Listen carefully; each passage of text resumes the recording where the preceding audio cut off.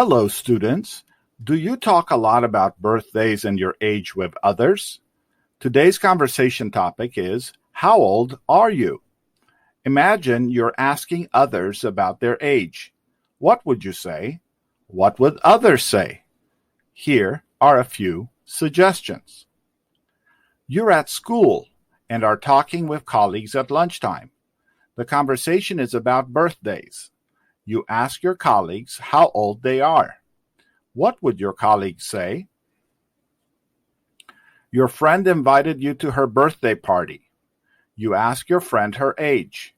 What would your friend say? You're in the middle of the street and are asking people how old they are.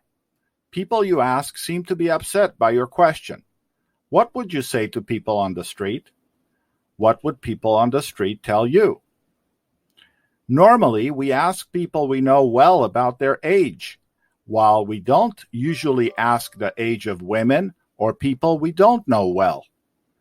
Has anyone asked you about your age lately? What did you say?